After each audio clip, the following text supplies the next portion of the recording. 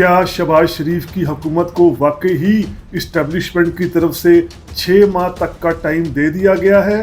क्या मौजूदा सेटअप में बनाया वन पेज दराड़ का शिकार होने जा रहा है? पाकिस्तान में इससे पहले 3 कौन सी हुकूमतें थी जो ये समझ रही थी कि वो बिल्कुल वन पेज पर है और उनके होते हुए वन पेज पर कोई फ़र्क नहीं पड़ेगा, मगर वो 3 हुकूमतें भी ख़त्म हो गई। क्या अब शहबाज शरीफ के बारे में ये कहना कि जब तक शहबाज शरीफ प्राइम मिनिस्टर हैं वन पेज पर कोई असर नहीं पड़ेगा, कितना दुरुस्त दावा है ये? और क्या वन पेज सिस्टम पाकिस्तान में कभी भी आज तक 5 साल तक बरकरार रह भी पाया है? यही सब कुछ समझने जानने की कोशिश करते हैं रीथिंक विद उमर जावेद में। तमाम दोस्तों को रीथिंक विद उमर जावेद में वेलकम, खुशामदीद। एक तो जो प्रो शहबाज शरीफ हल्के हैं या मौजूदा हुकूमत का जो ऐसे मीडिया में लोग हैं या इलेक्ट्रॉनिक मीडिया में, प्रिंट मीडिया में जो मौजूदा हुकूमत के हामी हैं, वो ये दावा करते हैं कि जब तक शहबाज शरीफ प्राइम मिनिस्टर हैं वन पेज पर कोई असर नहीं पड़ेगा, कोई फ़र्क नहीं पड़ेगा। अब ये दावा सरासर गलत है। पाकिस्तान में जो ज़रा सा भी पॉलिटिक्स को समझता है, जो पाकिस्तान की पॉलिटिकल हिस्ट्री को जानता है, वो ये अच्छी तरह उसको पता है कि पाकिस्तान में आज तक कोई एक भी प्राइम मिनिस्टर अपनी टेन्योर पूरी नहीं कर पाया। अब इसमें हर तरह के प्राइम मिनिस्टर थे जो बिल्कुल ही इस्टेब्लिशमेंट के ताबेदारी भी करते थे। मीर ज़फ़रुल्लाह खान जमाली जैसी मिसालें भी हैं। इसमें ऐसे प्राइम मिनिस्टर्स भी हैं जो अपनी अथॉरिटी कायम करना चाहते थे, चाहे वो बेनज़ीर हों, नवाज शरीफ हों या एंड पर आकर इमरान खान हो। प्राइम मिनिस्टर अपनी मुद्दत कोई पूरी नहीं कर सका, इसलिए ये दावा कर देना कि शहबाज शरीफ के होते हुए वन पेज पर कोई फ़र्क नहीं पड़ेगा या सादा अल्फाज में शहबाज शरीफ अपना 5 साल पूरा करेंगे, ये बात कोई तारीखी एतबार से दुरुस्त साबित नहीं होती।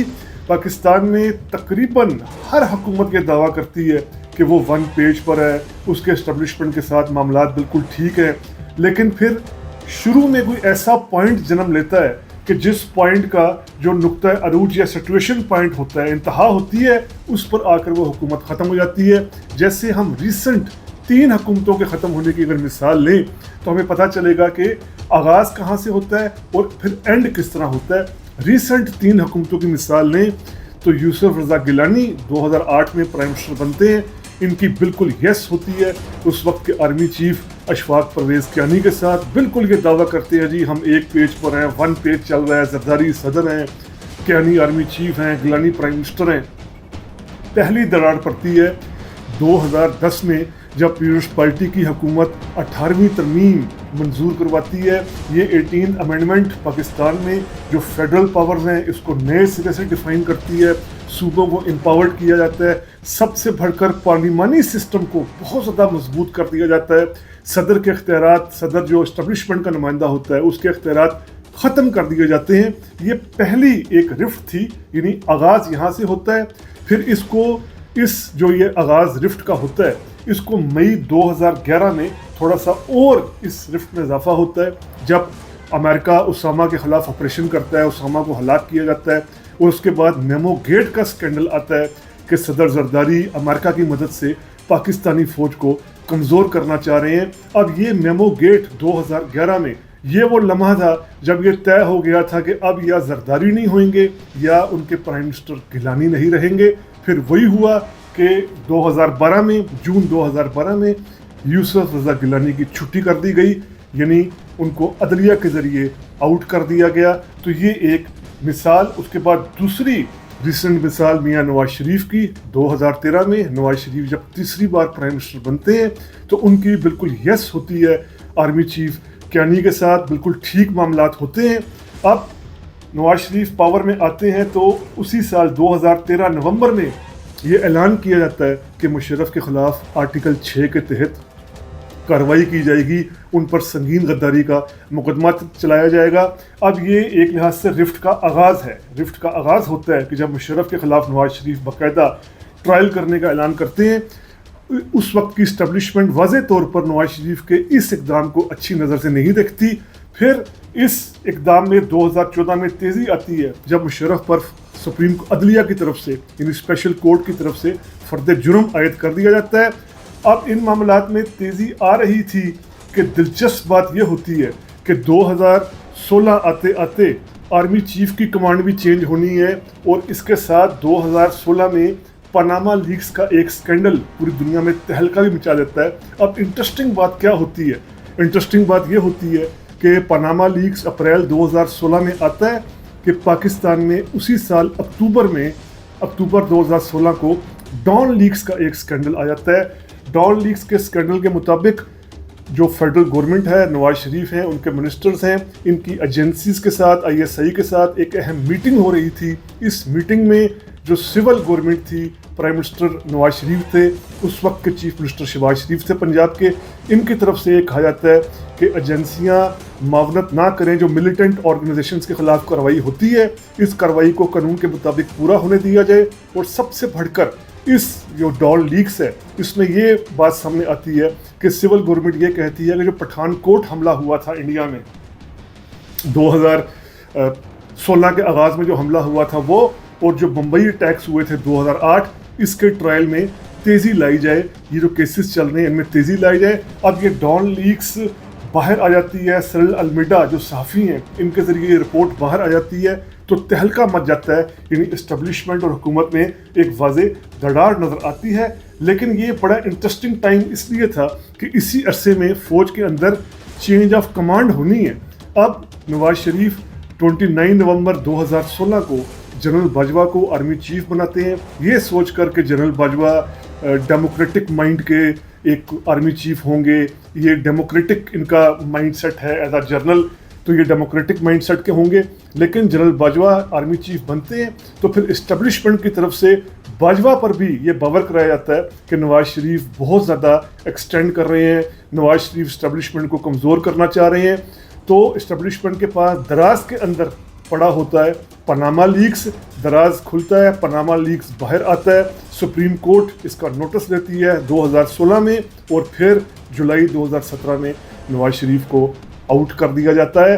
यानी नुक्ता आगाज़ क्या होता है? मुशर्रफ का ट्रायल होते होते डॉन लीक्स जो सैचुरेशन पॉइंट होता है, और फिर बिलाखर नवाज शरीफ की छुट्टी कर दी जाती है।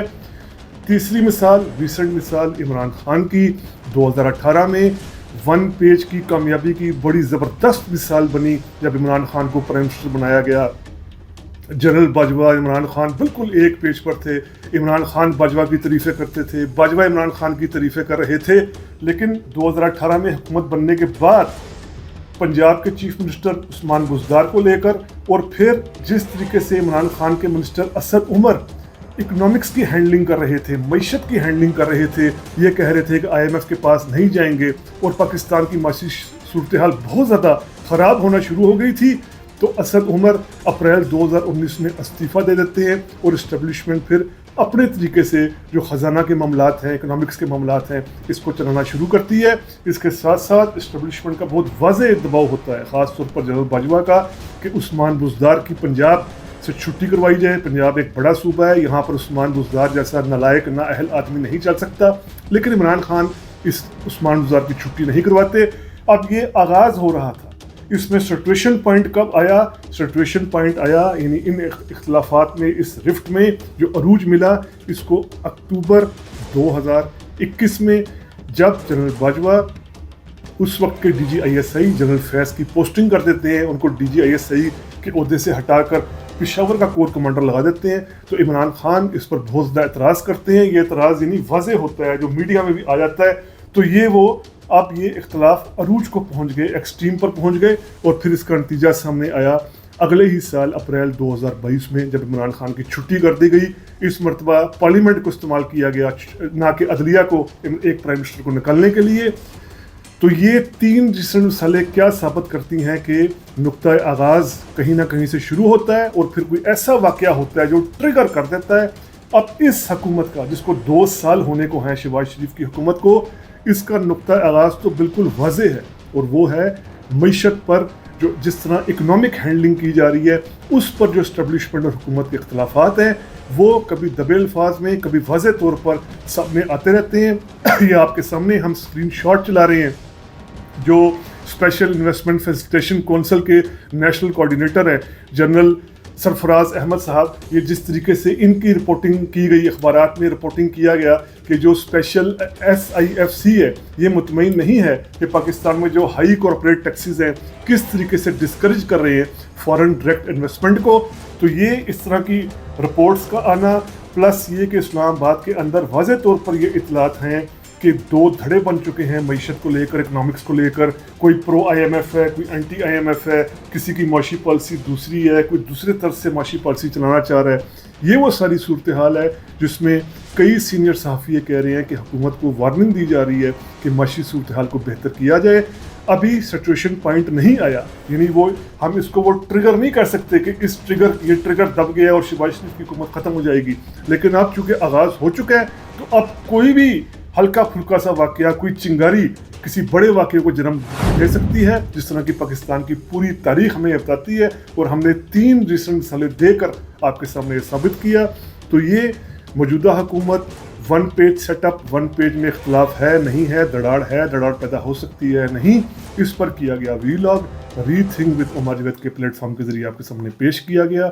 उम्मीद करते हैं आपको वीलॉग पसंद आया होगा।